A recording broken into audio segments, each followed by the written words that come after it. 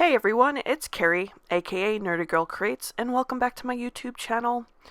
Just want to give you a heads up, I am not in a good mood today. I had just pulled up not too long ago to my driveway, and right there, smack in the middle of the rain, was my mail, including a bunch of comic books I ordered. Yeah, that's always fun, isn't it? Luckily, everything is good. They were well packaged, nothing got damaged. So it was a close call, but I'm still a little pissed off about it. Well, I did finish watching episode 3 of What If, so I want to talk about that. But first, if you have not watched it and you do not want spoilers, please click off now, go watch the episode, and then come back and listen. Alright, you've been warned. So, What If, episode 3. They finally took a different approach in this episode, and that I'm going to have to give them credit for. The past two have been, what if so-and-so was this person? But at least this time they took what felt more like a concept you would have gotten in the What If comics. This time it was, what if the Avengers never assembled because they all got killed off by somebody? And it starts off with Black Widow in Iron Man 2 heading to the donut shop to talk to Tony Stark and inject him with the cure for the disease he was inflicted with. Things go wrong, though, when Black Widow injects him, because it turns out whatever she put in him kills him, right? Iron Man is dead within the first 3 minutes of the show. So Black Widow gets arrested. She's under suspicion of murder. Fury knows she's innocent, so he sneaks her the vial so she can go investigate it. She beats up a bunch of the S.H.I.E.L.D. agents, which is mostly Crossbones guys. We all know the truth about them. And she goes and she sees Dr. Betty Ross, a character we haven't seen since Edward Norton's Hulk movie. Not sure who voices her, but it doesn't sound like Liv Tyler, and she doesn't really look like Liv Tyler. Could have been a permissions thing. I don't know. So she confirms that the serum never actually left the vial, and it looks like there was something tiny in there that caused Tony to die. Meanwhile, Thor shows up to get his hammer in New Mexico, and this time Fury is there at the site with Coulson and good old Hawkeye.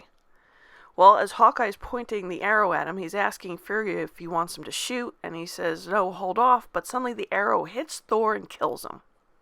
Now, you gotta remember, this is after Odin stripped him of his powers, so I guess it's easy to kill him now with just an arrow. I'm guessing. Well, Hawkeye doesn't understand it and continues to proclaim his innocence. He gets put into jail.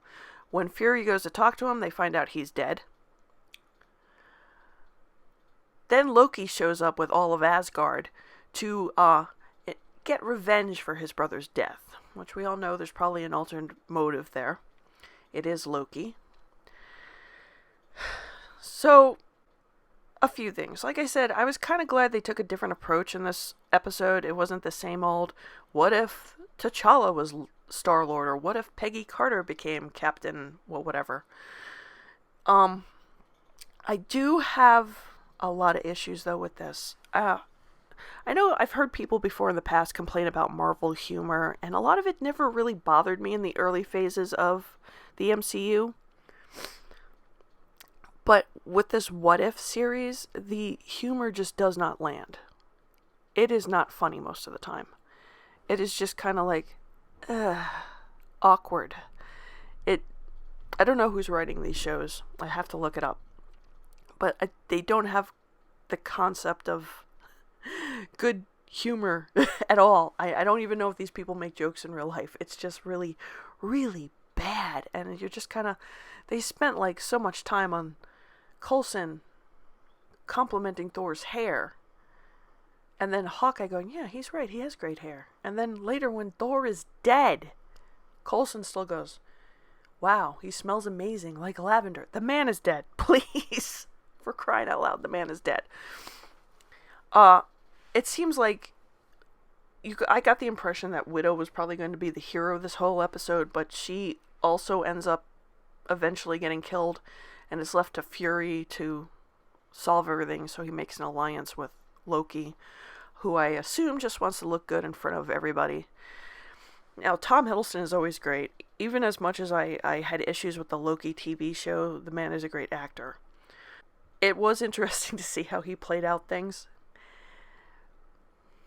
But besides Loki, you can tell something was going on behind the scenes here at Marvel, because they cast somebody to voice Black Widow that didn't even come close to sounding like Scarlett Johansson. So again, it kind of was annoying. You did get almost everybody else. I even think Jeremy Renner returned to voice things, but I'm just listening to the voice on this Black Widow, and it was just kind of like, did they get the girl from the animated shows? Because it almost sounds like her. I could be wrong. And the girl who they got the voice to do, Betty Ross, was completely off from Liv Tyler, and I don't know, her voice was just grating on me. I don't mean to be mean, but it just was. Also, suddenly now you can kill the Hulk. Apparently you just need to blow up his heart. Okay, fine. Just like Thor could just get hit with the arrow and die. I know, the first movie he had his power stripped by Odin, but there was something about this episode, and it's like, it could have been the humor that took me out of it. I really wanted this episode to work, because it was like, okay, we're going somewhere different this time, but it just felt, okay, I don't know. Tell me what you think. Like I said, this was just a quick video. I just finished watching it, so I don't have all my thoughts in order, and I'm still drying off boxes. Go ahead and comment down below, and don't forget to like, share, and subscribe, and I will see you on the next video. Talk to you later. Bye.